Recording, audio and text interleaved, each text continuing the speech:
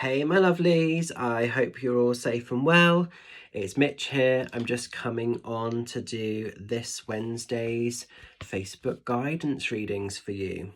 So, if you were drawn to card number 1, we're going into the energies of the devil. Now, I'm just going to pull this artwork in really close because the artwork in this deck is super cool. It's really abstract. It's, as you can see, it's quite intense. There's a lot going on. There's so much color in here. Now then, the devil. When the devil shows, I always say when the devil turns up, give him a kick in the balls, because the devil likes to be a little bit of a sort of manipulator. The devil often is that sort of sense of like kind of forbidden fruit. So sometimes when the devil card shows, our choices, our actions, our decisions, we're maybe not always working from the purest or the highest space. So it may be at the moment that some of your own actions are slightly sort of calculated. There may be some of that going on. The devil is a little bit kind of like that sort of sense of forbidden fruit. Sometimes we know something is bad and rotten to the core, but there's a real feeling and there's a real desire to sort of still experience it, to still have it, even though we know we may get hurt or we may get burnt by the experience. So some of you might be feeling a little bit tempted to go after types of forbidden fruit or things that you know are not necessarily great. And it's not always necessarily like really sinful, really bad stuff. Sometimes it can just be things like, you know, if you know that having too much alcohol might be affecting you, or too much junk food, it can be in those smaller minor ways, but it's all about behaviors. But the devil is kind of seen as a little bit of a sort of a controller. It could also be playing out in other ways. So you might be up against someone that's embarking on the essence or the energy of the devil character. So there may be somebody around you that is trying to manipulate you. They might be trying to gaslight you. They could be quite narcissistic. That could be within a relationship. It could be with a family member. It could be with a toxic boss at work. And, you know, it could be very much like this person or the actions of this energy is all on their own terms, because the devil is very self-serving. So the devil can be amazing and great and fantastic when it sort of serves and suits them, but when their sort of need is sort of done, when their sort of want for you has finished or expired, very often we can kind of be cast aside, and it can make us feel quite upset. So sometimes as well with the devil card, it can be about locking horns. So it could just be that you're maybe trying to defend yourself, or feeling like you've got to explain or sort of really defend your choices, your actions, your decisions at the moment, and actually you don't, as long as you're not hurting or harming anybody, and don't get kind of pulled into, like I say, the manipulation of what this devil character does, because sometimes they can put us into a space that can be quite sort of limiting, and we can actually get burnt by the experience if we're not careful.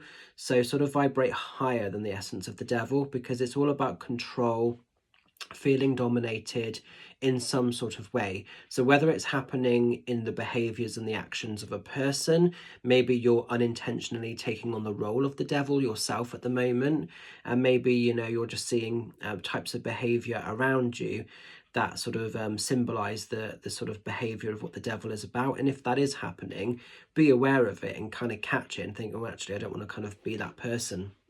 So the devil has these kind of, I mean, in this deck, they're sort of quite thorny looking wings, but he has the wingspan to set himself free from any sort of restrictions or limitations. So I always say, don't buy into the bullshit of the devil when it shows up.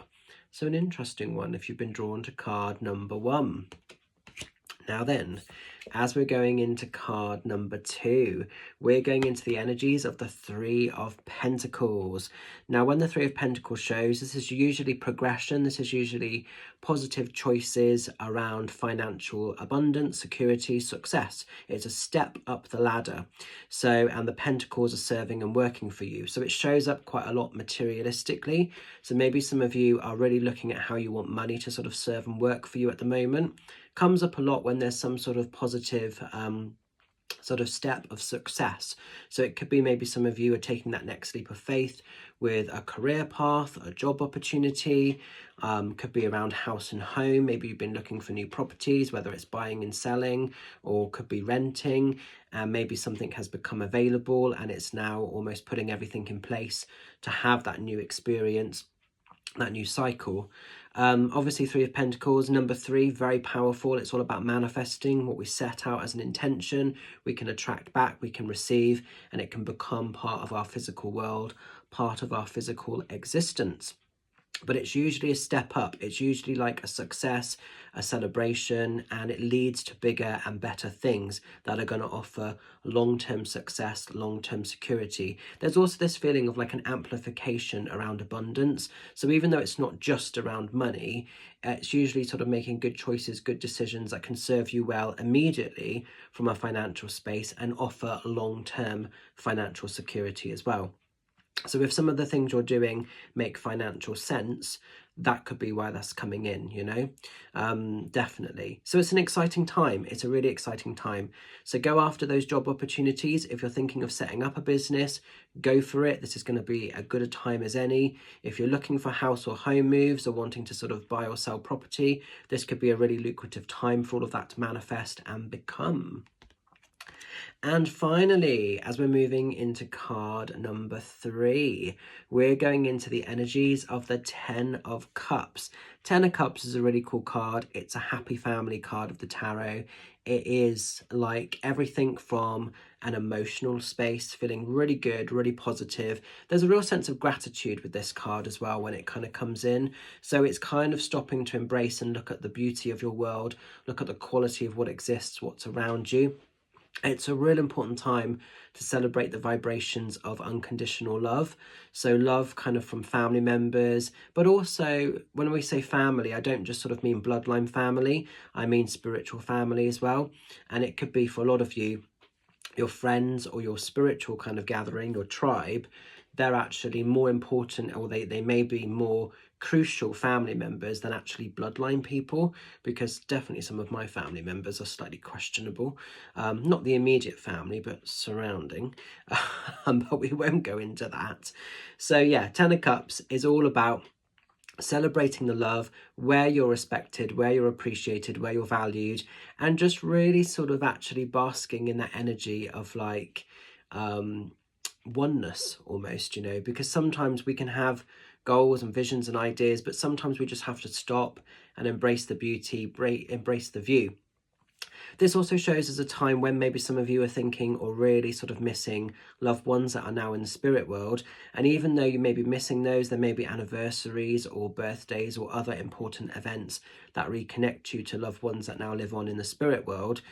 Yes, they're not physically with us, but do remember that that love, that unionship of energy, it still continues beyond this earthly life, and you will get those signs, you will get those synchronicities, you will get those random moments where you're being reminded that your loved ones still walk this earth with you. So maybe some of you are just really missing those people, but remember the fact that you got to have them in your life for as long as you did. Yes, it's awful that they've now passed over to spirit, but you know, you've got to have that connection. Some people never get to have those types of connections, and if you've got to have that with your loved ones, that's so important, you know. So it's just valuing everything. I think that's what I also sort of see with this 10 of Cups. It's just valuing life and the people that reside within it and the experiences that you get to have. Like today, this morning, I took my little dog for a walk up in the next sort of village along. We've got South Cadbury, and went to South Cadbury Castle, which isn't really a castle, it's more of like the remains of what stands, and it's a real big old trek to get up there, but it was lush. We just sort of went through a walk, went through the woodland bit before you get to the sort of top, which used to sort of obviously house what would have been the castle. And it was just nice to have that connection time, me and the dog. There was nobody else around, and it was just really nice to have that, because one day that won't be in existence anymore. One day that will be taken away, and it's just being in that moment of like emotional abundance and emotional gratitude, because our animals are so important, if not more so than, you know, just other family members, you know, because we're with our animals so much. So they are family as well as other actual people that are in your sort of family setup. So I hope you can make a bit of sense of this. So I'm going to leave these cards with you. I hope their messages resonate. Have a great week. Look after yourself. Just a couple of cheeky shouts to let you know that this coming Saturday I am over in Trowbridge at the Colour and Crystal shop, 10 to 4. doing my Walking with Spirit workshop. This is for people that have some ability with mediumship and are wanting to advance it and take it into a platform space, and how to strengthen their links spiritually and being able to give messages in a platform setting. So I will look forward to seeing some of you guys that are booked on. If you want to get involved, there's still time to sort of secure a space there. Drop me a message and we can get that sort of booked in. And then next Sunday, I'm back over in Frome at Foxy's Den. Really excited to be doing the next night of my Spirit Magic tour. And the guys at Foxy's Den, they always make me feel really loved, really special, really safe. So I'm buzzing for what's going to be a beautiful night of mediumship. So lots of exciting stuff going on. So I will leave it with you. Have a cool one, and I'll catch you soon. Bye for now.